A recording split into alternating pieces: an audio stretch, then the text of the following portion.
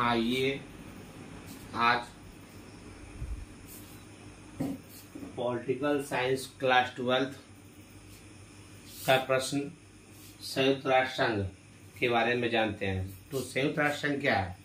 संयुक्त राष्ट्र संघ एक अंतर्राष्ट्रीय संघ है जो द्वितीय विश्व युद्ध के बाद इसका स्थापना हुआ है ना। संयुक्त राष्ट्र संघ का स्थापना कब हुआ? द्वितीय विश्व युद्ध के बाद हुआ। द्वितीय विश्व युद्ध के बाद विश्व में शांति व्यवस्था को बनाए रखने के लिए संयुक्त राष्ट्र संघ का स्थापना हुआ। इसका स्थापना 24 अक्टूबर 1945 ईस्वी को हुआ है ना। इसके कुल 6 अंग हैं। इसके कुल कितने हैं? 6 अंग हैं। तो 6 अंगों का नाम लिखकर उसका उल्लेख करना है, ये एग्जाम में पूछता है। तो देखिए, तो संयुक्त राष्ट्र संघ का स्थापना कब हुआ? द्वितीय विश्व युद्ध के बाद विश्व में शांति व्यवस्था को बनाए रखने के लिए संयुक्त राष्ट्र संघ का स्थापना हुआ। और कब हुआ? तो 24 अक्टूबर 1945 ईस्वी को स्थापना उसका हुआ। संयुक्त राष्ट्र संघ का स्थापना कब हुआ? 24 अक्टूबर 1945 ईस्वी को। क्यों हुआ? द्वितीय विश्व युद्ध के बाद विश्व में शांति व्यवस्था को बनाए रखने के लिए, है ना। संयुक्त राष्ट्र संघ का मुख्यालय कहाँ है? अमेरिका। अमेरिका के न्यूयॉर्क में है। इसका मुख्यालय कहाँ है? अमेरिका के न्यूयॉर्क में, ठीक है ना। संयुक्त राष्ट्र संघ के प्रथम महासचिव कौन हुए? ट्रिगवेली, है ना। संयुक्त राष्ट्र संघ के प्रथम महासचिव कौन हुए? ट्रिगवेली। वर्तमान समय में संयुक्त राष्ट्र संघ का महासचिव कौन है? Antonio Guterres. Antonio Guterres.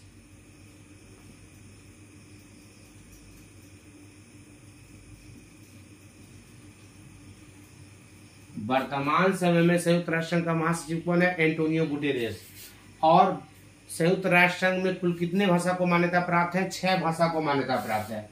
संयुक्त राष्ट्र संघ में कुल 6 भाषा को मान्यता प्राप्त है। किंतु 1977 ईस्वी में जब हमारे देश में पहली बार गैर कांग्रेसी प्रधानमंत्री मोरारजी देसाई बने, तो उनके शासनकाल में विदेश मंत्री कौन थे? अटल बिहारी वाजपेयी। तो अटल बिहारी वाजपेयी को जब विदेश का दौरा करने के दौरान संयुक्त राष्ट्र संघ में भाषण देने का मौका मिला, तो इन्होंने पहली बार हिंदी में भाषण दिया था।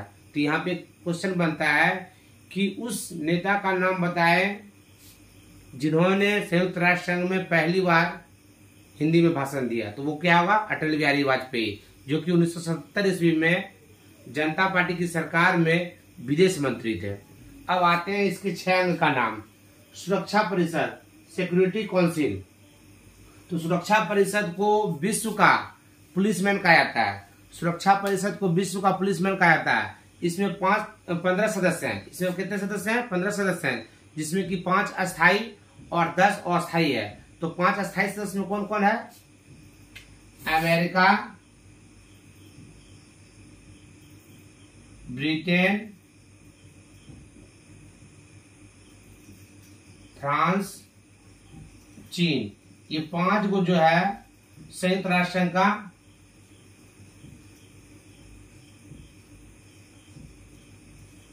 Veto power. America, Britain, France, चीन को वीटो पावर प्राप्त है, यानी कि विशेषाधिकार प्राप्त है इसको, है ना, संयुक्त राष्ट्र संघ में। ये 5 सदस्य 1 2 3 एक तो छूट गया। अमेरिका, ब्रिटेन, फ्रांस, रूस छूट गया। रूस। अमेरिका, ब्रिटेन, फ्रांस, रूस, चीन, ये 5 को वीटो पावर प्राप्त है, यानी कि विशेषाधिकार प्राप्त है। ये 5 सदस्य जो है संयुक्त राष्ट्र संघ का 5 अस्थायी सदस्य है सुरक्षा परिषद का। आप सुरक्षा परिषद को क्या कहा जाता है? दुनिया का पुलिसमैन कहा जाता है, पूरे विश्व का पुलिसमैन कहा जाता है। और 5 अस्थायी सदस्य के अलावा 10 अस्थायी सदस्य है। तो वर्तमान में भारत जो है संयुक्त राष्ट्र संघ का अस्थायी सदस्य है। अब चलिए आर्थिक एवं सामाजिक परिषद, इकोनॉमिक एंड सोशल काउंसिल। ये क्या है? यह अंग जो है विश्व स्तर पर आर्थिक, सामाजिक, शैक्षणिक क्षेत्रों में कार्य करता है। अब जो है अंतर्राष्ट्रीय न्यायालय। अंतर्राष्ट्रीय न्यायालय विश्व का सबसे बड़ा न्यायालय जो है अंतर्राष्ट्रीय न्यायालय है। ICJ, international court of justice. ICJ, international court of justice. यह जो है इसमें 15 न्यायाधीश होते हैं। कितने वर्ष के लिए? 9 वर्ष के लिए, है ना।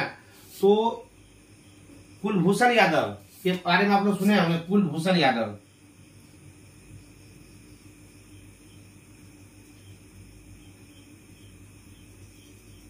कुलभूषण यादव जो कि भारतीय नेवी के अधिकारी थे, तो सेवानिवृत्त होने के बाद किसी काम के सिलसिले में वो विदेश गए थे। अब विदेश से उन्हें गैर कानूनी तरीके से पाकिस्तानियों के द्वारा अरेस्ट कर लिया गया, और अरेस्ट करने के बाद उन्हें पाकिस्तान के कोर्ट ने उन्हें फांसी की सजा सुना दी।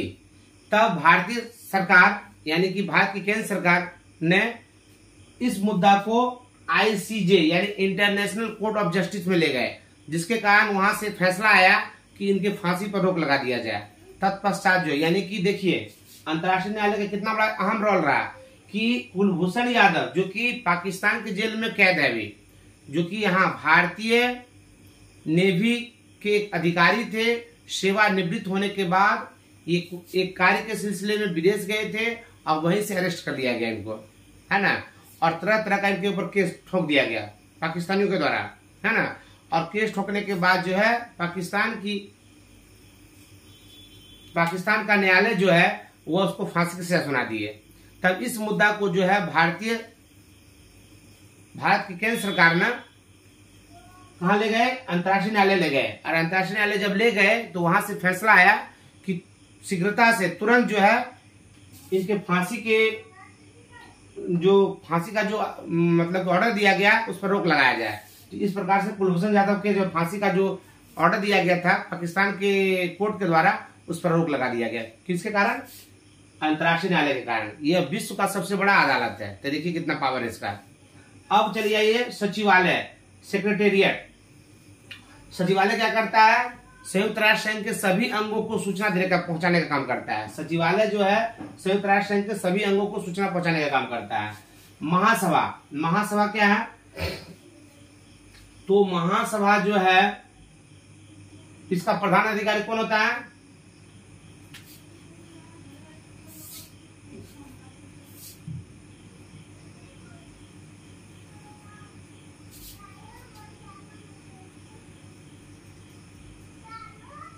इसका प्रधान अधिकारी होता है महासचिव, है ना। महासभा का प्रधान अधिकारी कौन होता है? महासचिव। अब महासचिव संयुक्त राष्ट्र संघ के प्रथम महासचिव कौन बने थे? ट्रिगवेली। अब वर्तमान में इसके महासचिव कौन है? एंटोनियो गुटेरेस, है ना। तो इसका भी काम क्या है? शांति व्यवस्था को बनाए रखना, ठीक है ना। सभी अंगों के बीच में सामंजस्य बनाए रखने के लिए कार्यरत रहते हैं। अच्छा, महासभा हो गया। अब न्यास परिषद क्या है? Trustee seat council. इसका काम क्या है?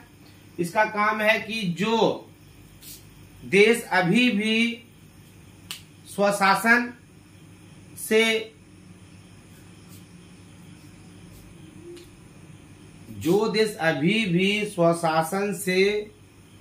मुक्त है ना, स्वशासन से मुक्त है, उनके लिए ये काम करता है। और द्वितीय विश्व युद्ध के दौरान जिन देशों की संपत्ति को हड़प लिया गया था, उनके संपत्ति को वापस दिलाना इसका काम है न्यास परिषद का। तो हम समझ सकते हैं कि आप लोग संयुक्त राष्ट्र संघ के विभिन्न अंगों के बारे में अच्छी तरह समझ गए होंगे। और यदि यह वीडियो अच्छा लगे तो अधिक से अधिक लाइक करें, शेयर करें और इस चैनल को सब्सक्राइब करें। जय हिंद, जय भारत।